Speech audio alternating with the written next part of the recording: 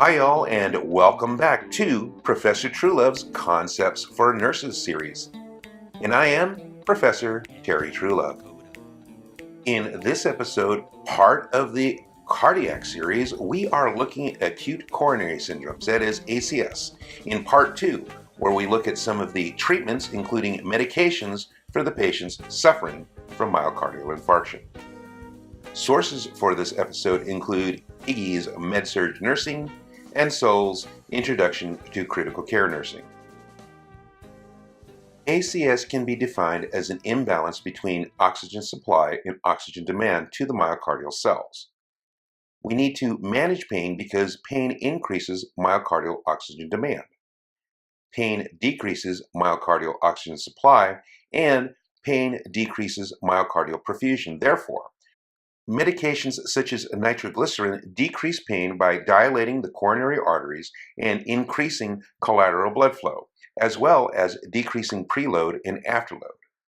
While morphine sulfate decreases oxygen demand, decreases afterload, and decreases circulating catecholamines.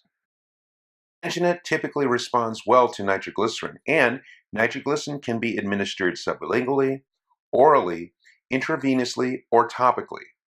Morphine can be administered intravenously, which is really its preferred route with MI, but it can also be administered intramuscularly. Supplemental oxygen can increase the amount of oxygen supplied and is associated with a reduction of pain. It also enriches the blood of oxygen when restoring blood flow to the affected areas.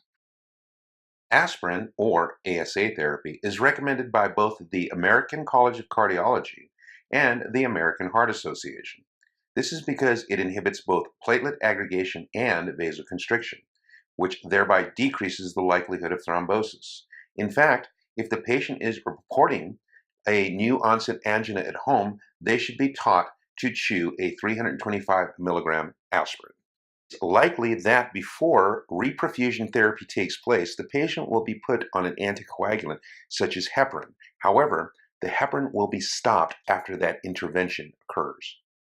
Glycoprotein, that is GP, 2B, and 3A inhibitors, may be administered IV to prevent fibrinogen from attaching to activated platelets at the site of the thrombus.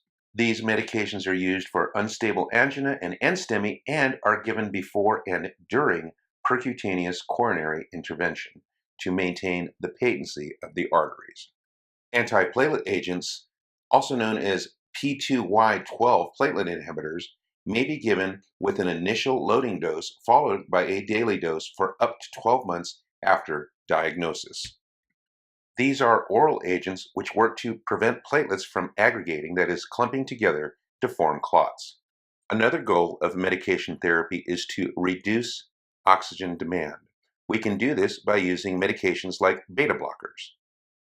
Beta blockers can decrease the size of the infarct, decrease arrhythmias, and decrease mortality.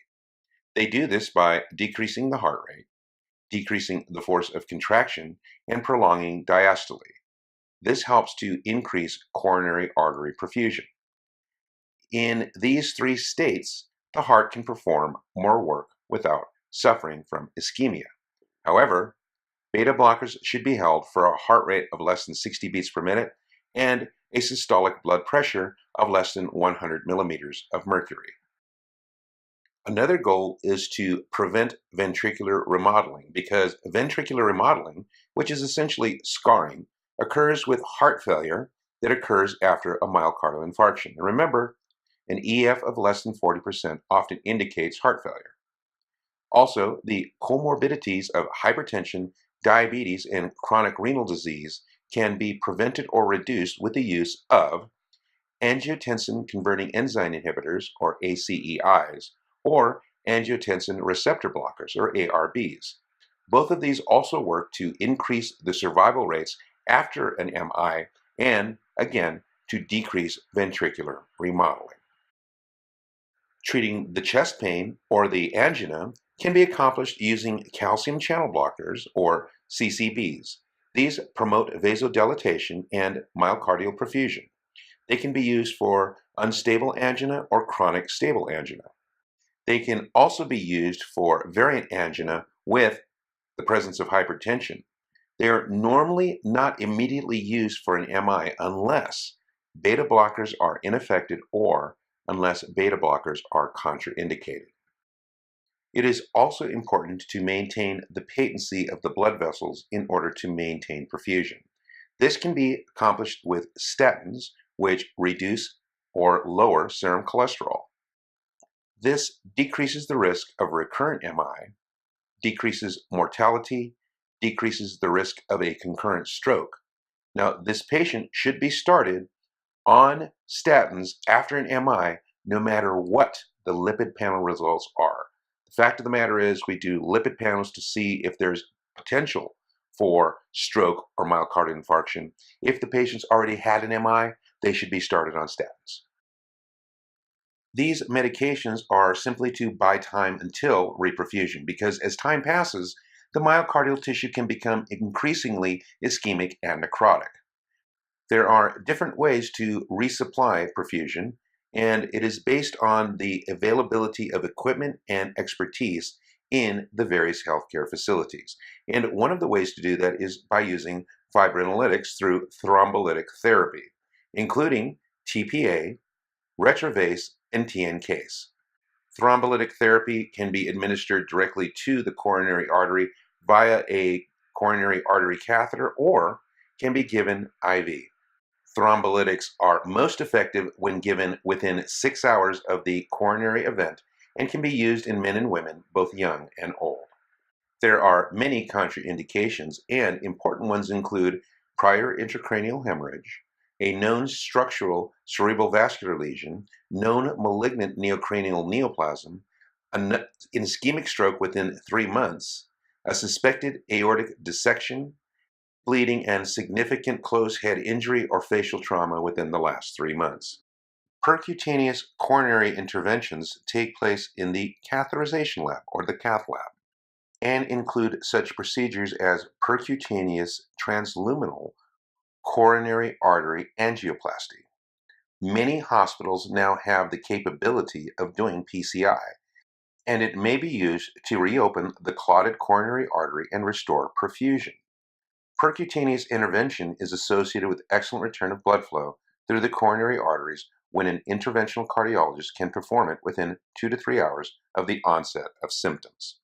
Other procedures used to reestablish perfusion to the affected myocardium include coronary artery bypass and grafting, or CABG, which uses another blood vessel to go around the blocked site, minimally invasive direct coronary artery bypass, which uses a smaller incision, transmyocardial laser revascularization, which uses grooves, holes, or fissures within the myocardium to expose that myocardium which is not being perfused by blood vessels to oxygenated and nutritious blood.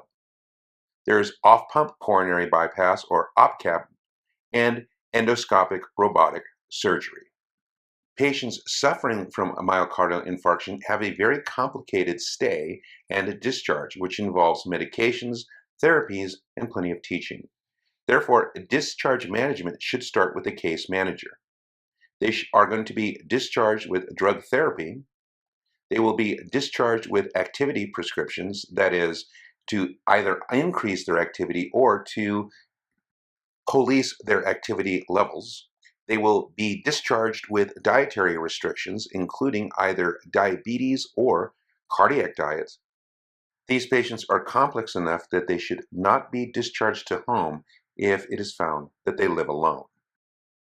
Before discharge, the patient should be assessed for cardiovascular function, including vital signs, their coping skills and coping resources, their functional ability, including the ability to perform ADLs, their nutritional status, that also piggybacks onto their ability to do ADLs, and an understanding of the illness and of the treatment therapy, and especially of the medication regimen.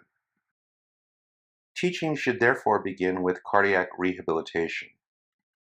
This should include risk factor modification, such as smoking cessation, cholesterol control from proper dietary management, blood pressure control, including medication management, and activity. By the way, the patient may begin a simple walking program by walking 400 feet twice a day at the rate of 1 mile per hour for the first week after discharge, and then increasing the distances rate as tolerated. Additionally, complementary and integrative health can reduce the patient's anxiety by stress control. The patients should have any questions about the resumption of sexual activity because sexual activity is a subject of great concern to patients and their partners.